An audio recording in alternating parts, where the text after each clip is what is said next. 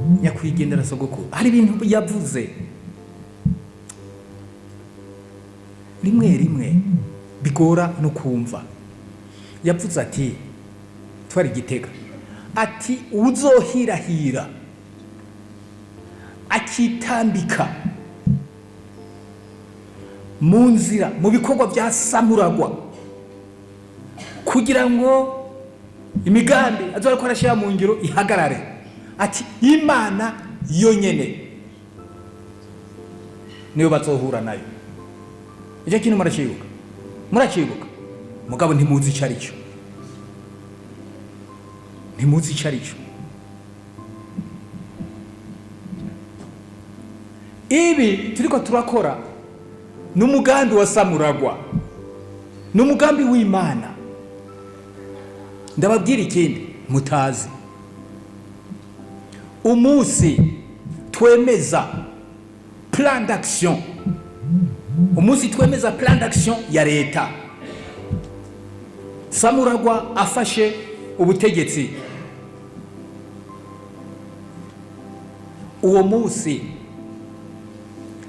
muri abari muri leta bari bazi yuko bazomara igihe kirekire muri retraite barimwo yo gukora iyo plan d'action, ariko biza kubatangaza ko iyo plan d'action iheze mu misi mikeye ikihurirana nuko twebwe tugiye gusenga.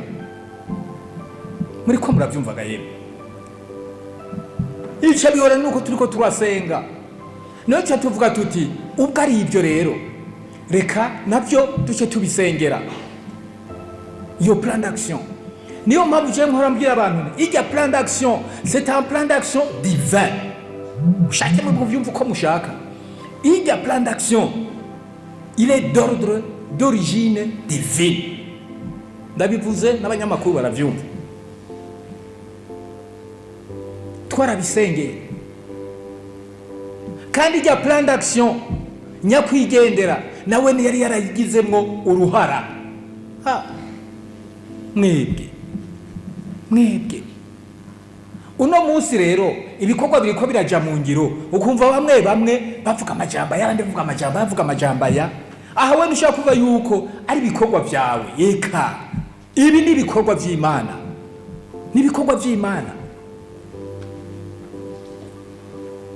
Kuri assemblée turiko turubaka inzu nziza cyane, inzu nziza cyane. Bamwe bati iyo nzu ngo ni ya President de l'Assemblée nationale. Nanje mu myaka 2 nimbashika nzoba ngiye. None weho uri kuravugira iki?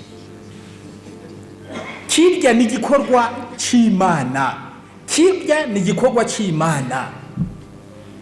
Kandi ushatse kugira ngo ukigwanye kabisa, Imana ndikwemerera ni mu byumve rero.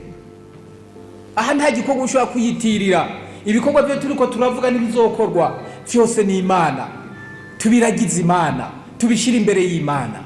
Na y'Imana yavuze iti ndi Imana yumva kandi yishura. None ko yabitubwiye, kubera iki tubandaya twezita, kubera ko utiprononsa? Basi muri kimwe twavuze tuti urinde, ni wibaza we gukiyende, ni wiyegurira Imana, iyegurira Imana.